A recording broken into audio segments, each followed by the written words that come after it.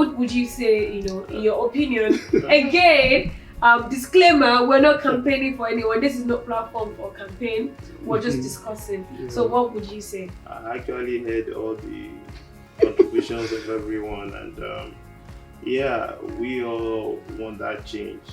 You see, the factual about Nigerian politics is that it's a written script. Yeah. Even if we change our system of government, they are going to put people there to act the script. So the only thing we can at this stage is just that let just one of them hear our voices, and I think that is the essence for this.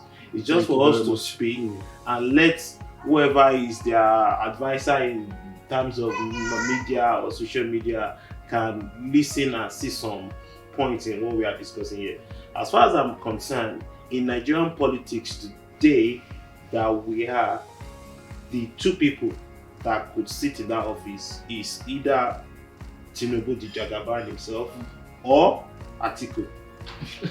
Those are the two people. If you say between scale 1 to 10, are we not going to say so that Atiku is not too old? No. The thing is, these two people, now that's why I'm saying that go back to history. These are corrupt leaders. Nobody's campaigning for them. They are corrupt. But these people are brilliant. When it comes to Nigerian politics, go and look at history.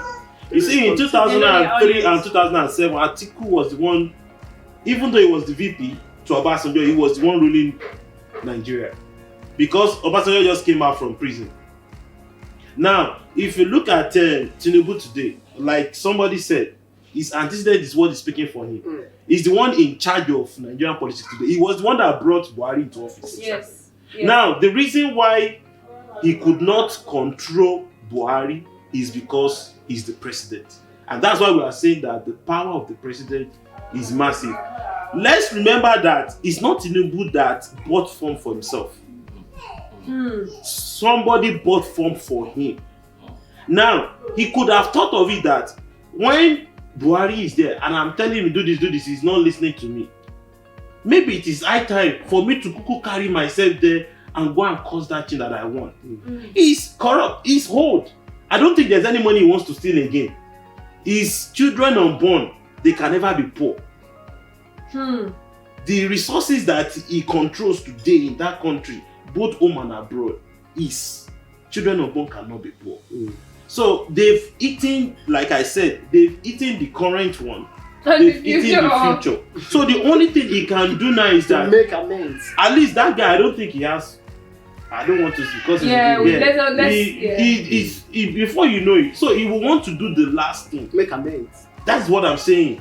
So we are hoping for this amends. He is the only one I think can do it. And the reason why maybe he's putting himself, the president do.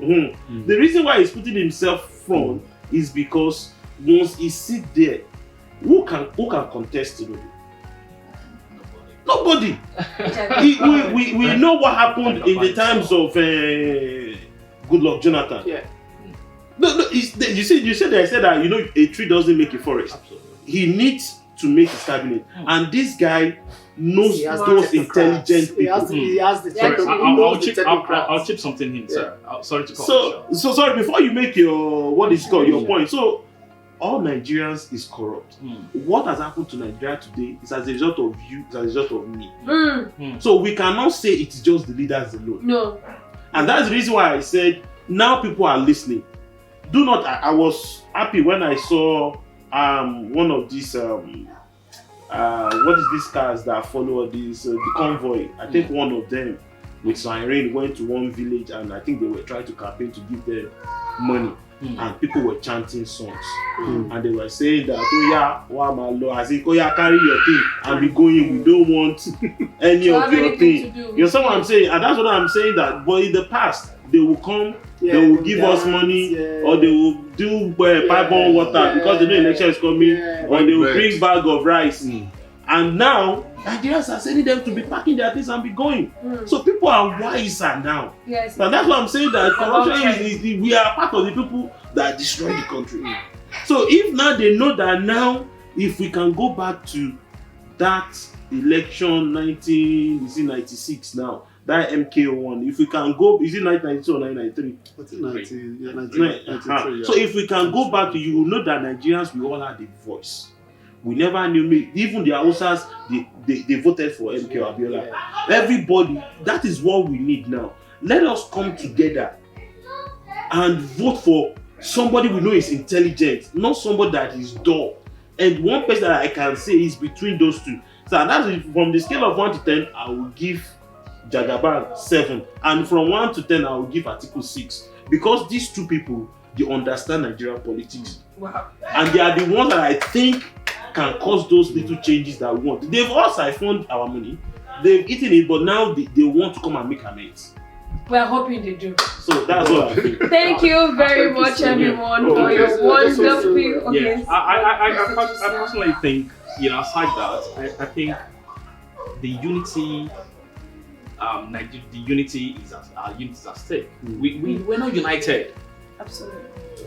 If we're not united as Nigerians, and how can we significantly make that change and say we want to speak with one voice and say it's not possible. That's true. Even within the APC party, we have so many people, so many of them coming out. Don't you know that is strategic? They know these guys know what they are doing. These guys know what they are doing.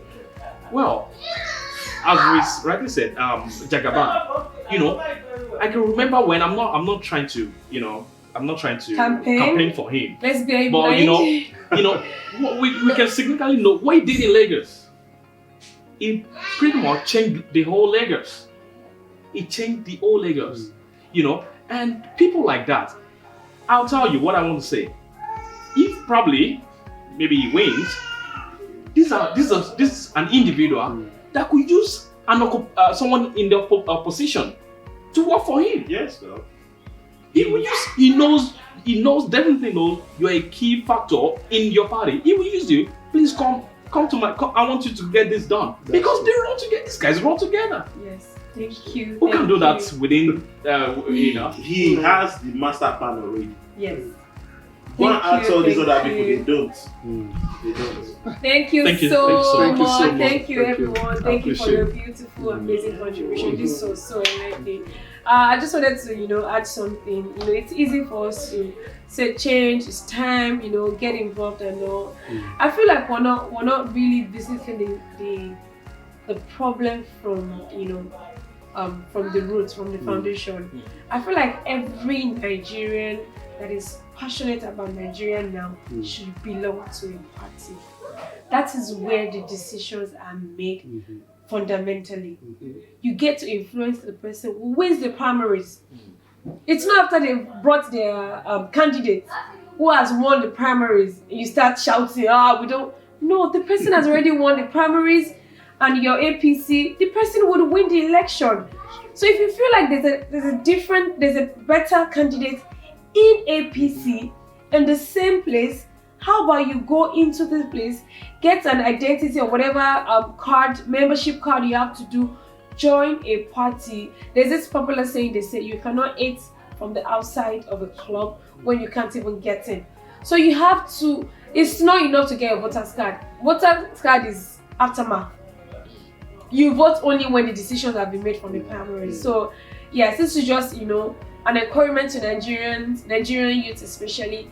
Join a party, be part of it, attend meetings, see how it's done, see what's bought, how much this ticket is bought and all of that. On that note, we come to an end of this show, of this, this talk show. Thank you very much. And if at any point, you have questions, concerns, you can just drop the comment below, send in your questions. This is not a campaign platform, like I said earlier. It's just a group of Nigerians who are, passionate about change, passionate about their country, Nigeria, which is tired of status quo. Thank you very much for having us tonight. Thank you very much, gentlemen, for joining me. Thank you. And hopefully we'll see you sometime later. Thank you so much. Thank our director too. Thank you, director. Bye.